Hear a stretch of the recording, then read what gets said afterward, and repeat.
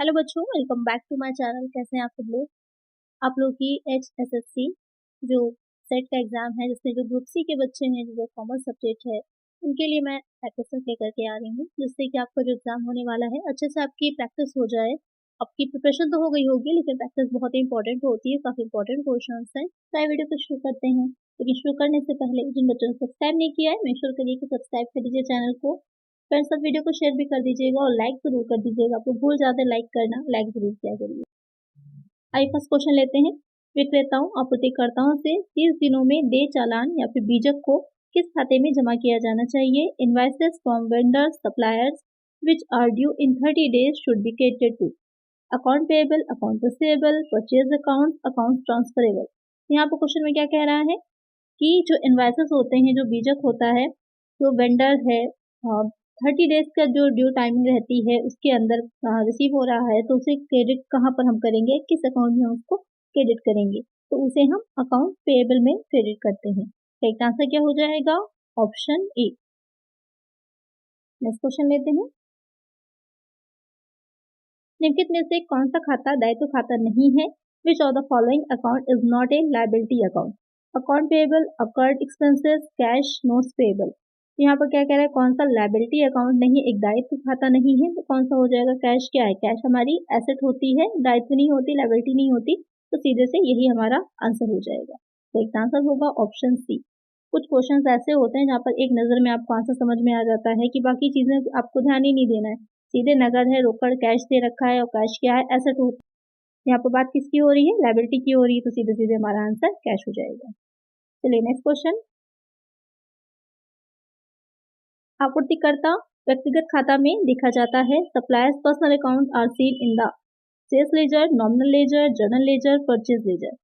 जो हम खाता भाई बनाते हैं, तो अलग अलग तरह के खाते उसमें बनाते हैं, अलग तरह के अकाउंट्स बनाते हैं, लेजर बनाते हैं। तो यहाँ पर जो क्वेश्चन कह रहा है कि जो सप्लायर है उसका पर्सनल अकाउंट को हम किस लेजर में देखेंगे या किस खाता बही में रखेंगे? तो यहाँ पर बिक्री खाता बही में, या फिर नाम मात्र की खाता बही, सामान्य खाता बही, या फिर क्रय खाता बही में। तो उसे हम कहाँ रखेंगे? क्योंकि आपूर्तिकर्ता है, सप्लायर है, तो उसके लिए कहाँ आ जाएगा? परचेज लेजर में आएगा, क्रय बही में आएगा। क्योंकि वो सप्लाई कर रहा है, आप वहां से परचेज कर रहे हैं, तो उसे हम परचेज लेजर में दिखाएंगे। चलिए नेक्स्ट क्वेश्चन। दिसंबर 2012 महीने का बकाया किराया दिखाया जाएगा। Rent outstanding for the month of December 2012 will appear on debit side of cash book, credit side of cash book, either side, nowhere. तो क्वेश्चन में कह रहा है कि जो दिसंबर 2012 का जो मंथ है, उसका रेंट जो था, जो आउटस्टैंडिंग था, तो उसे हम कहाँ पर दिखाएंगे या किस पक्ष में उसे हम दिखाएंगे? तो यहाँ पर आउटस्टैंडिंग था, तो यहाँ पर आप जो ऑप्शंस में दे रखे हैं, तो कैश बुक है, तो कैश बुक में आपको पता ही होगा, डेबिट हो या क्रेडिट हो, वही चीजें दिखाई जाती हैं जो एक्चुअल में जिनका पेमेंट हो गया है या जिनको रिसीव कर लिया गया है। आउटस्टैंडिंग नहीं दिखाया जाता। तो यहाँ पर आउटस्टैंडिंग की क्योंकि बात की जा रही है, तो उसे हम कैश बुक में ना तो डेबिट साइड दिखाएंगे और ना ही क्रेडिट साइड दिखाएंगे। तो क्या आंसर हो जाएगा आपका? नोवेयर, यानी कि कहीं भी नहीं दिखाएंगे। करेक्ट आंसर हो जाएगा ऑप्शन डी।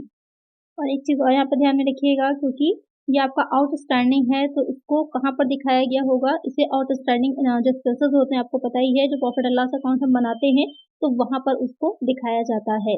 और साथ ही जो आउटस्टैंडिंग एक्सपेंसेस होते हैं, वो क्या होते हैं? एक तरह की करंट लायबिलिटी भी होते हैं, तो उसे हम बैलेंस शीट में भी दिखाते हैं।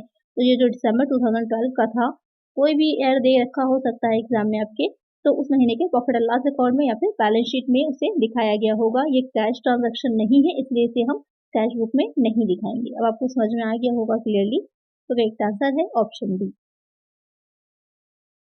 चलिए नेक्स्ट क्वेश्चन लेते हैं। क्योंकि आप लोग के एग्जाम बहुत करीब हैं, तो जल्दी जल्दी मैं सोच रही हूँ आप लोग को इसका रिविजन कराऊँ, ज्यादा टाइम ना लेते हुए। चलिए नेक्स्ट क्वेश्चन। वास्तविक खाते में क्रेडिट प्रविष्टि का अर्थ है a credit entry in a real account means a decrease of an expense, an increase in the value of an asset, a decrease in the value of an asset, and increase in an income। अब यहाँ पर ध्यान दीजिएगा, क्या कह रहा है कि रियल अकाउंट है, तीन तरह के अकाउंट्स होते हैं। तो जो रियल अकाउंट है, वहां पर अगर क्रेडिट में कोई एंट्री करी गई है, तो उसका मतलब क्या होगा? तो क्रेडिट में एंट्री करी, तो सबसे पहले यहाँ पे इंपॉर्टेंट हो जाते हैं वो गोल्डन रूल्स, जो कि आपके होते हैं, जो अकाउंटिंग हम कर रहे होते हैं, तो वहां पर कुछ गोल्डन रूल्स होते हैं। कि कौन सी चीज़ को आने वाली चीज़ डेबिट या जाने वाली चीज़ क्रेडिट, इस तरह से जो आपने रूल्स पढ़े थे, मैंने भी आप लोग को प्रीवियस वीडियोस में कराया हुआ है। तो यहाँ पर जब हम बात कर रहे हैं रियल अकाउंट की, तो जो करेक्ट आंसर होगा कि जो क्रेडिट में अमाउंट जाएगा क्या हो जाएगा, क्योंकि रियल अकाउंट का रूल होता है डेबिट व्हाट कम्स इन, जो कुछ भी आ रहा है उसे डेबिट करना है, और क्रेडिट व्हाट गोज आउट, यानी कि जो कुछ भी जा रहा है वो क्रेडिट में होगा। तो देख लीजिए कौन सी चीज़ यहाँ पर जा रही है। किसी संपत्ति, यहाँ पर बात एसेट की ही की जाएगी, किसी संपत्ति के मूल्य में वृद्धि, तो वृद्धि हो रही है, तो वृद्धि होने का मतलब है कि कोई एसेट आपने परचेज करी है, लेकिन कमी हो रही है, कमी हो रही है, डिक्रीज हो रही है का मतलब क्या है कि आपने कोई एसेट अपनी सेल करी है, सेल करी है तो कमी होगी, यानी कि जा रही है, तो जा रही है तो यही हो जाएगा हमारा आंसर। क्या होगा कि जो रियल अकाउंट में क्रेडिट होगा, decrease in the value of an asset, correct answer हो जाएगा ऑप्शन सी। तो आपने ये तो पढ़ा है कि रूल्स होते क्या हैं, लेकिन इन रूल्स को अप्लाई कैसे किया जाएगा, तो क्वेश्चन इसी तरह से बनेंगे। ध्यान में रखिएगा, अपने माइंड में रूल क्लियर रखिएगा कि क्या होता है, उसी के अकॉर्डिंग आपको अपना आंसर भी टिक करना है। चलिए नेक्स्ट क्वेश्चन लेते हैं। शुद्ध संपत्ति के अनुसार है, according to net asset is total assets minus total liabilities, fixed asset plus current liabilities, total asset minus current liabilities and total assets minus outstanding liabilities.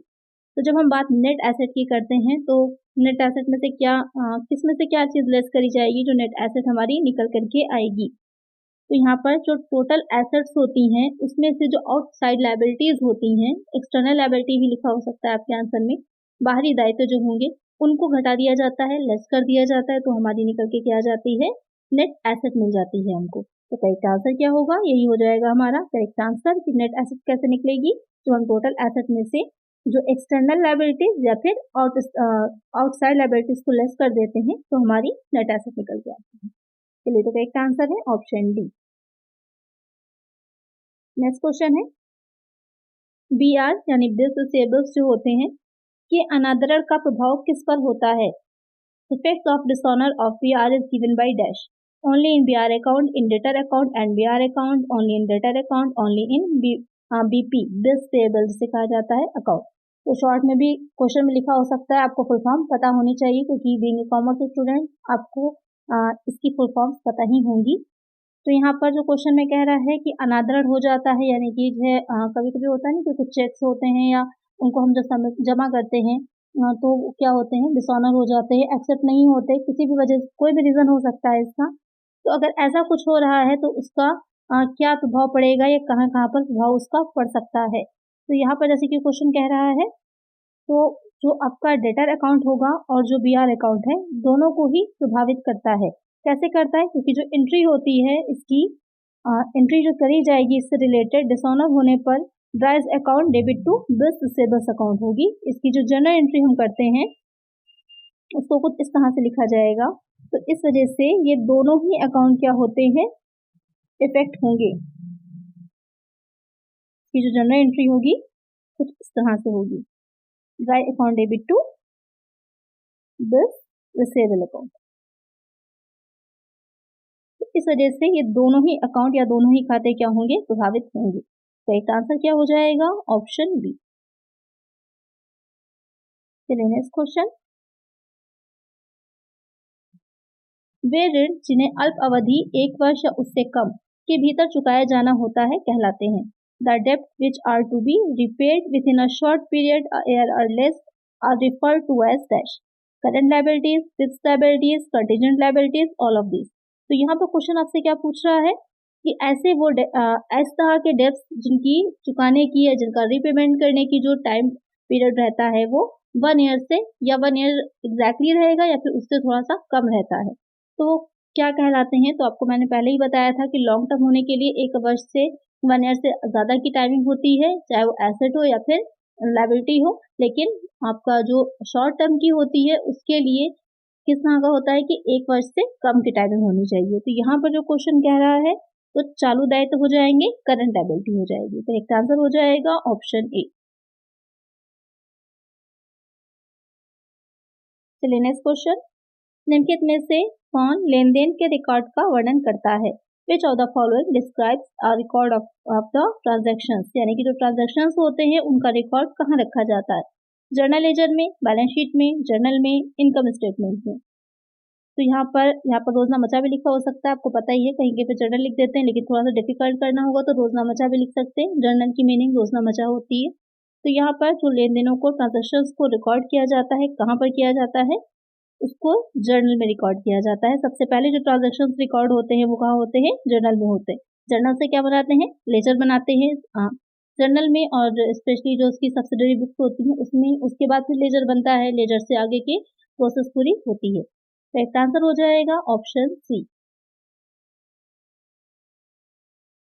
Next question है, एक प्रविष्टि जो 3 स्तंभीय रोकड़ बही के दोनों पक्षों में दर्ज की जाती है कहलाती है।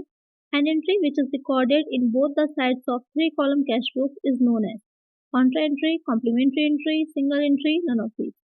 तो यहाँ पर क्वेश्चन पूछ रहा है, जो कैश बुक होती है, जैसे कि आप लोग बनाते हैं तो 3 कॉलम्स की भी बनती है उसमें, तो जो 3 कॉलम्स की होती है, तो एक में कैश दिखाया जाता है, एक में बैंक रिलेटेड, और थर्ड में हो जाता है डिस्काउंट। तो यहाँ पर जो दोनों साइड में दिखाया जाएगा, डेबिट और क्रेडिट दोनों में, तो कौन सी एंट्री होती है, तो वो कहलाती है कॉन्ट्रा एंट्री। इसे उभयनिष्ठ प्रविष्टि भी कहा जाता है। तो करेक्ट आंसर क्या हो जाएगा, ऑप्शन ए। नेक्स्ट क्वेश्चन है, ट्रायल बैलेंस कैपिटल पट कब तैयार किया जाता है। When trial balance is prepared at the end of accounting period, at the end of the year, frequently during the year, at the end of a month। तो जो trial balance होता है कब तैयार किया जाता है, तो आपको पता ही होगा कि जो भी हम लेजर बनाते हैं, या सबसे पहले तो जनरल एंट्रीज की जाती है, जनरल बन गया, हमने लेजर बना लिया, उसके बाद क्या होता है, ये चेक करने के लिए, देखने के लिए कि जो भी हमने लेजर में अपने खाते अकाउंट्स बनाए हैं उनका जो बैलेंस निकल के आया है वो सही है या नहीं है, क्योंकि दोहरा डबल एंट्री सिस्टम पर हम बेस्ड होता है, तो इस वजह से हम ट्रायल बैलेंस बनाते हैं, ये देखने के लिए कि दोनों साइड इक्वल है या नहीं है। तो कब बनाया जाएगा, इसको हम बनाते हैं जब लेखांकन अवधि के अंत में, जब हमारा जो जर्नल एंट्रीज सारी कंप्लीट हो जाएंगे, उससे हमारे लेजर सारे बन जाते हैं, हम अपने बैलेंस को निकाल लेते हैं, तो उसके बाद हम इसको बनाते हैं। तो कब हो जाएगा, at the end of accounting period. तो इसका आंसर क्या हो जाएगा, ऑप्शन ए। नेक्स्ट क्वेश्चन है, हम कह सकते हैं कि व्यवसाय लाभ में है जब we can say business is in profit when asset exceeds liabilities, income exceeds expenses, income exceeds liability, asset exceeds expenditure। यहाँ पर क्वेश्चन में कह रहा है, एक ही यहाँ पर कर लीजिएगा। तो यहाँ पर क्वेश्चन में कह रहा है कि जो हम कब कहेंगे कि जो बिजनेस है हमारा प्रॉफिट में चल रहा है। तो यहाँ पर इन चारों सिचुएशंस को देख करके आपको बताना है कि जब संपत्ति दायित्वों से अधिक हो जाएंगी, आय व्यय से अधिक हो जाएंगे, आय दायित्वों से अधिक है या फिर संपत्ति व्यय से अधिक है, तो किस सिचुएशन में हम कहेंगे कि हम प्रॉफिट में हैं या फिर अच्छी सिचुएशन में हैं। तो जब हमारे आय जो है वो व्यय से, क्योंकि संपत्ति दायित्वों से अधिक होने का कोई वो नहीं बनेगा, क्योंकि आप जो बनाते हैं बैलेंस शीट अपने दोनों साइड इक्वल रहते हैं। तो यहाँ पर आय जो होंगी जब वो व्यय से अधिक है, आपके एक्सपेंसेस ज़्यादा हैं और आपकी इनकम ज़्यादा है, एक्सपेंसेस कम है, तब आपका जो नेट प्रॉफिट निकल के आएगा वो भी ज़्यादा होगा। और नेट प्रॉफिट ही इंडिकेट करता है कि आपका बिजनेस जो है वो किस सिचुएशन में चल रहा है, कैसी आपकी स्थिति है, क्योंकि प्रॉफिट होना सबसे ज़्यादा इंपॉर्टेंट है। अगर प्रॉफिट आपके बिजनेस में अच्छा है तभी बिजनेस भी अच्छा है, वो भी ग्रॉस नहीं, नेट प्रॉफिट। तो यहाँ पर वो नेट प्रॉफिट जो होगा हमें प्रॉफिट एंड लॉस अकाउंट या फिर जो हम स्टेटमेंट बनाते हैं इनकम एंड एक्सपेंडिचर वाला, उससे पता चलेगा। तो यहाँ पर करेक्ट आंसर क्या हो जाएगा, ऑप्शन बी। थोड़ा सा बच्चे कंफ्यूज होंगे ए और बी पॉइंट में, तो यहाँ पर आपका बी पॉइंट करेक्ट होगा। चलिए नेक्स्ट क्वेश्चन, बिना विचार किए गए तैयार किया गया है और स्वीकार किया गया बिल है। अ bill drawn and accepted without consideration is trade bill, accommodation bill, foreign bill, demand bill. यानी कि कोई ऐसा बिल जो तैयार किया गया हो, ड्रॉ किया गया हो एंड एक्सेप्ट भी कर लिया गया हो किसी कंसिडरेशन की, वो कौन सा बिल होता है, किस तरह का बिल कहलाता है, तो वो हो जाता है अकोमोडेशन बिल। तो एक आंसर क्या हो जाएगा, ऑप्शन बी। इसके बारे में थोड़ा सा और समझ लेते हैं। इसको हुंडी भी कहा जाता है, तो ध्यान में रखिएगा, इस नाम से भी लिखा आ सकता है, तो कंफ्यूज यहाँ पर ना होइएगा आप लोग।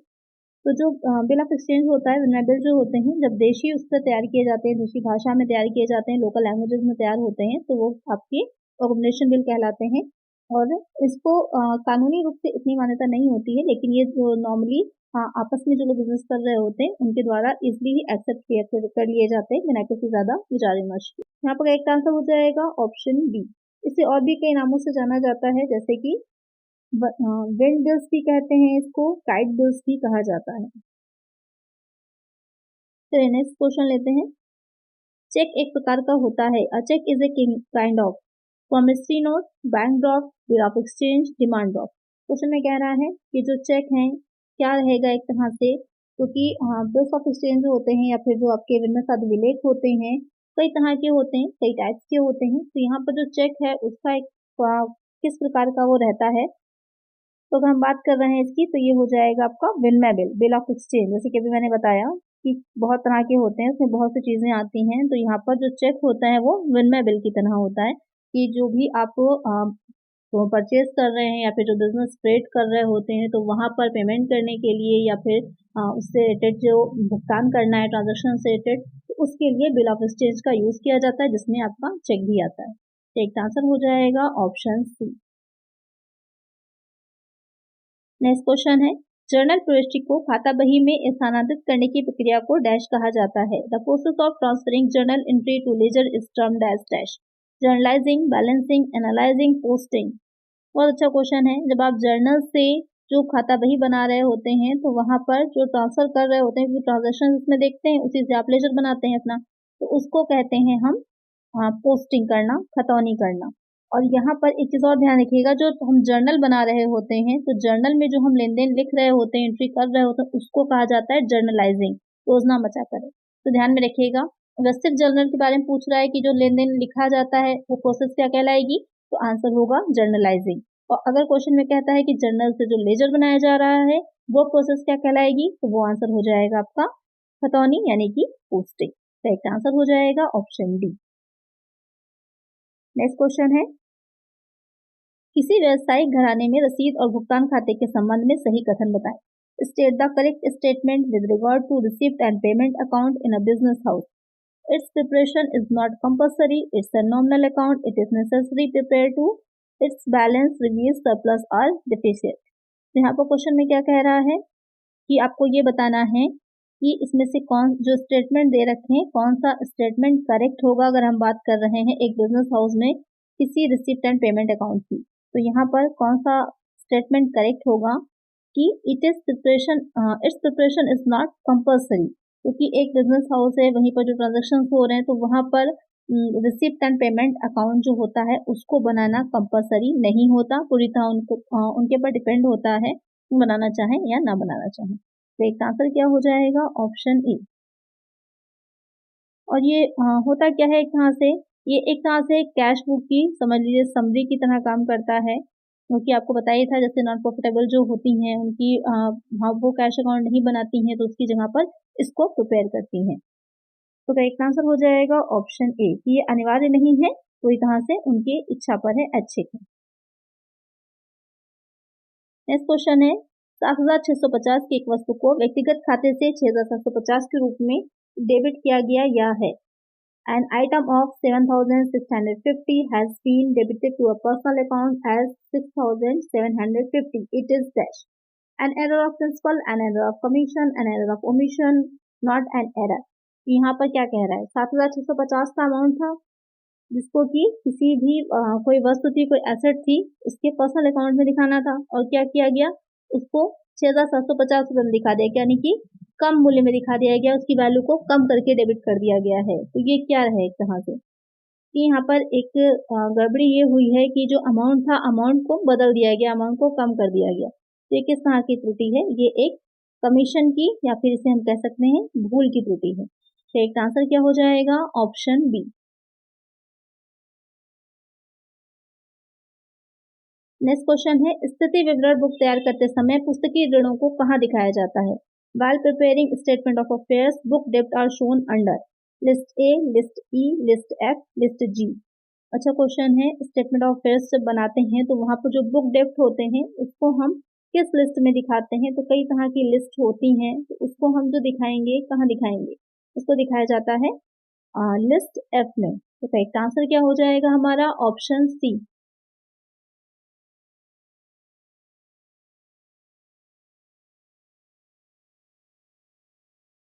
चलिए नेक्स्ट क्वेश्चन, मूलभूत अवधारणा से संबंधित त्रुटि है।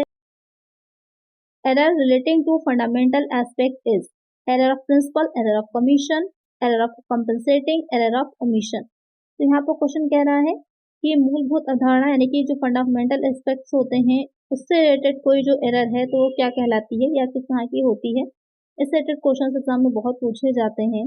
एरर से रिलेटेड एक दो क्वेश्चन आपके जरूर आएंगे या मिलान करने को भी आ सकता है मैचिंग के तरह से।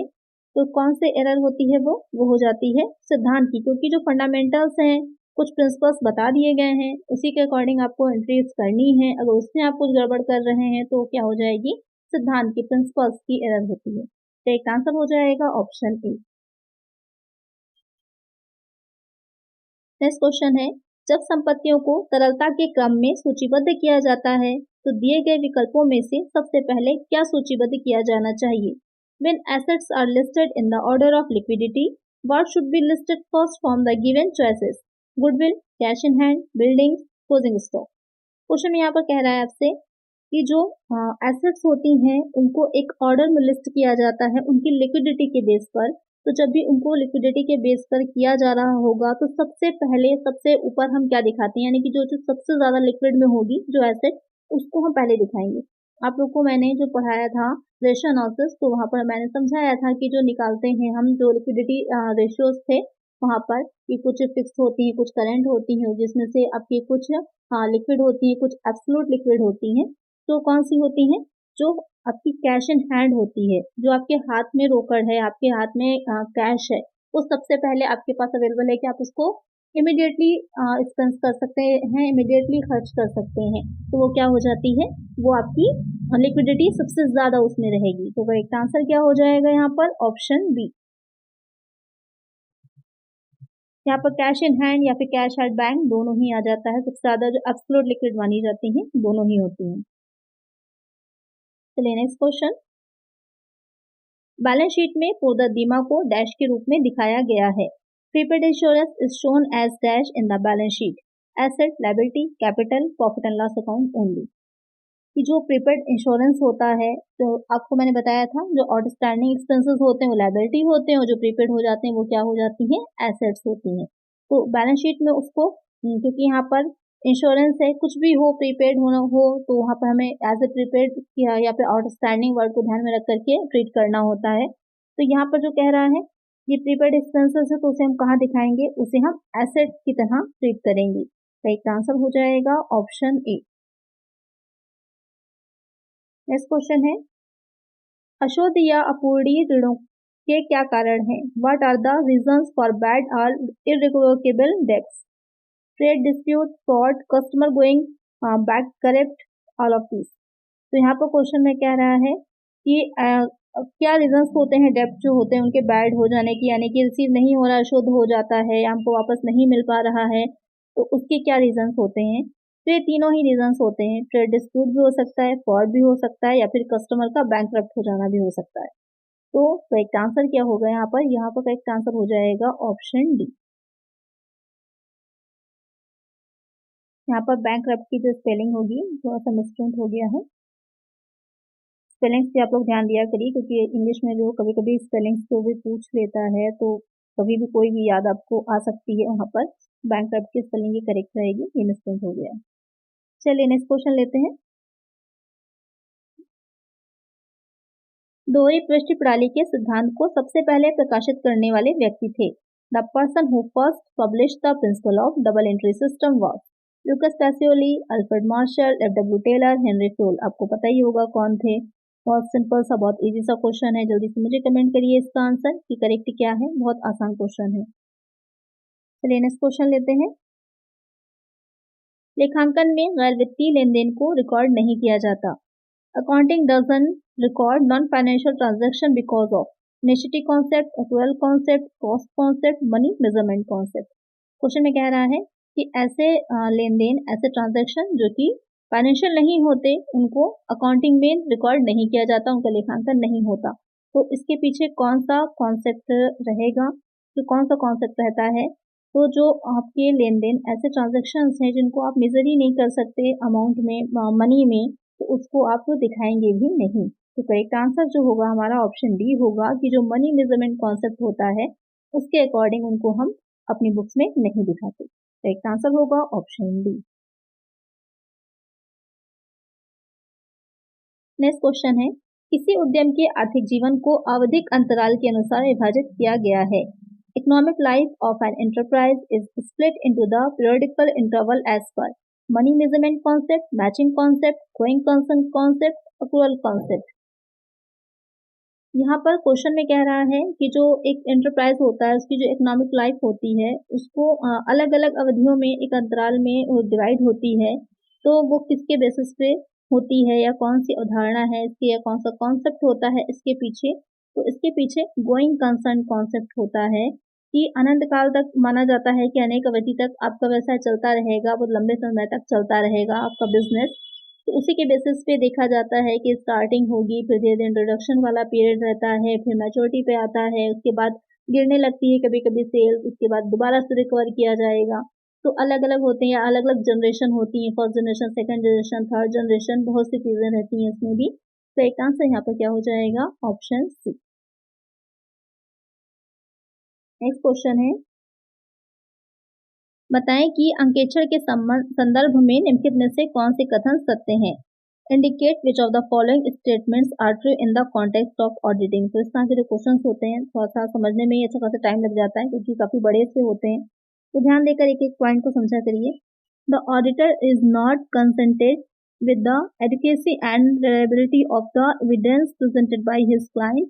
The auditor is primarily concerned with evidence and evaluation to establish the accuracy and authenticity of facts that actually occurred. Certification is a method of an examination to substantiate an entry in the books of account with evidence on record, but for this, the auditor should not go beyond the books of account.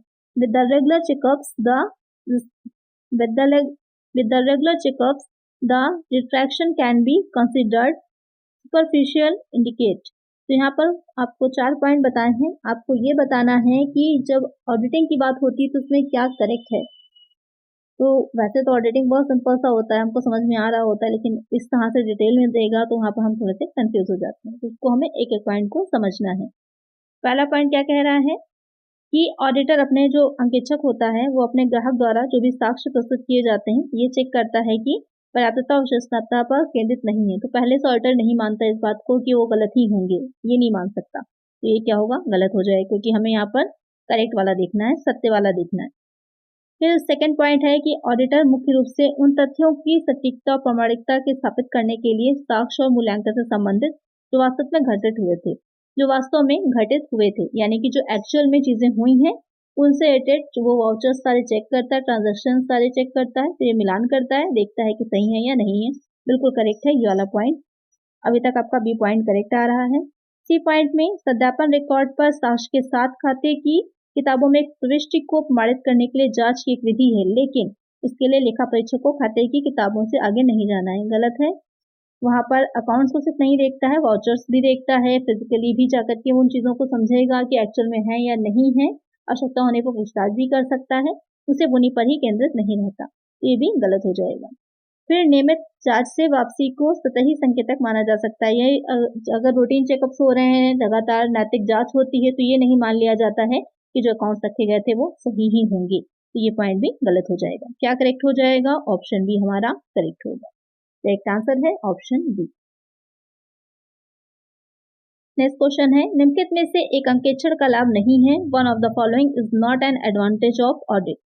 It provides satisfaction for owner, it helps in getting loans, it reduces cost burden, it detects error and faults. तो question में कह रहा है कि क्या होगा auditing का जो एडवांटेज नहीं होगा। तो स्वामी को संतुष्टि प्रदान करना है, ऋण प्राप्त करने में मदद करता है, ये लागत बोझ को कम करता है या त्रुटियों धोखाधड़ी का पता लगाता है। तो यहाँ पर जो कॉस्ट बर्डन को रिड्यूस कर रहा है तो किसी तरह के कॉस्ट बर्डन को रिड्यूस नहीं करता है। बाकी तीनों तो इसके बेनिफिट्स होते हैं, लेकिन सी नहीं होगा। तो एक आंसर यहाँ पर क्या हो जाएगा, ऑप्शन सी, क्योंकि पूछा था कि कौन सा लाभ नहीं है।